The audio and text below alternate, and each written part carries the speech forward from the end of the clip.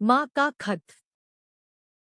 बेटा, काश ये खत मैं तुम्हें कुछ साल पहले ही लिख देती, तो आज मुझे खुद की परवरिश पर ही सवाल नहीं उठाने पड़ते।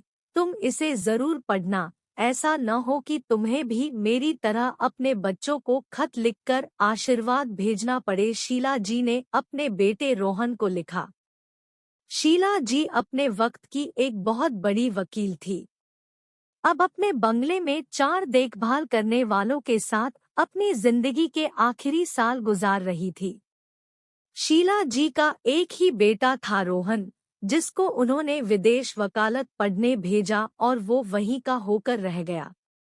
शीला जी की तबीयत अब ज्यादा ही बिगड़ती जा रही थी। उन्हें अपनी सासू माँ और पति की बातें अब घर के हर कोने से सुनाई देती। शीला जी ने उनकी मर्जी के खिलाफ जाकर बेटे को स्कूल टाइम से ही हॉस्टल में पढ़ाया, फिर आगे की पढ़ाई के लिए विदेश भेज दिया। शीला जी की सासू माँ विनीत जी जिंदगी के आखिरी पलों में पोते को खूब याद करती रही। पर तब शीला जी ने कहा, उसकी पढ़ाई का वक्त है, आपके पास नौकर है, तो कोई परेशानी हो तो मुझे फोन करवा दे। मैं ऑफिस में व्यस्त रहती हूँ, पीछे से बेटा पढ़ रहा है या नहीं ये कौन देखेगा, इसलिए अच्छा है उसे हॉस्टल ही रहने दे। शीला जी के पति के देहांत के वक्त भी रोहन अगले दिन पहुंचा था। वो कहते थे, ये तुम आधुनिक युग के स्टेटस के चक्कर में जो अपने बेटे को खुद से दूर भेज रही हो, एक दिन ये कहीं दूर ही रह जाएगा। माँ बाप का प्यार इससे बचपन में ही छीन रही हो तो ये बड़ा होकर माँ बाप को क्यों प्यार करेगा। तब शीला जी को ये सब बातें दकियानूसी लगती थी, पर वो एक एक बात आज सच हो गई थी। रोहन 12 साल की उम्र से हॉस्टल में रहा।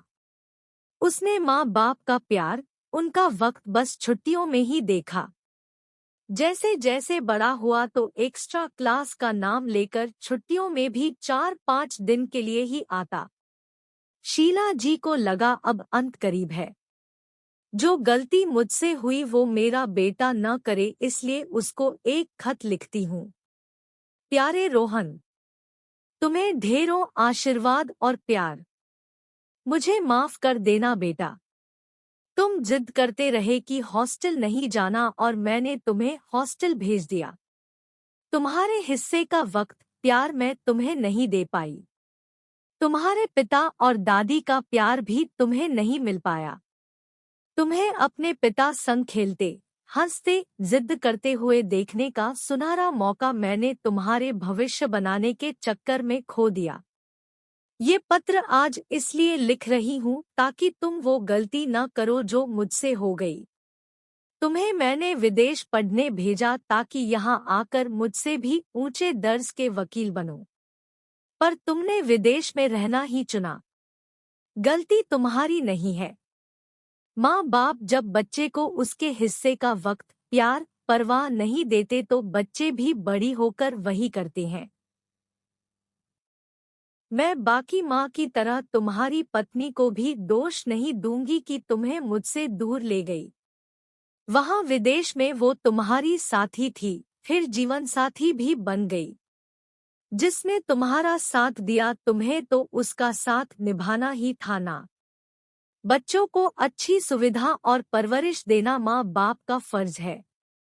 बाकी भविष्य तो बच्चा अपनी मेहनत से ही बनाता है। तुम मेरी इस गलती को मत दोहराना। मेरे पोते को खूब प्यार देना, उसके हिस्से का वक्त उसे देना।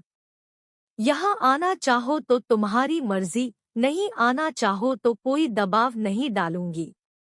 इस घर का कोना कोना तुम्हारा इंतजार करता है। अंत में यही कहूंगी, हो सके तो मुझे माफ कर देना। तुम्हारी माँ, शीला।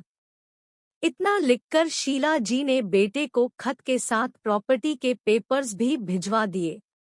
उन्हें लग रहा था कि अब बस अंत करीब है।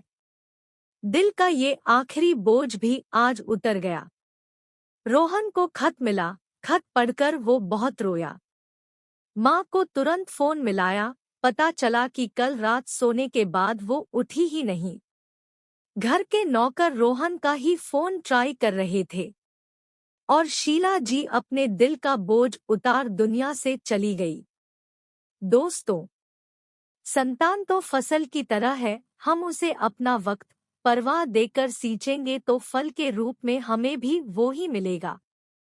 कुछ लोग जो अपने माता पिता की परवाह के बाद भी उनका नहीं सोचते, तो उसका सिला उन्हें अपनी संतान से मिल ही जाएगा। किसी ने ठीक ही कहा है, जो जैसा बोएगा वो वैसा ही काटेगा।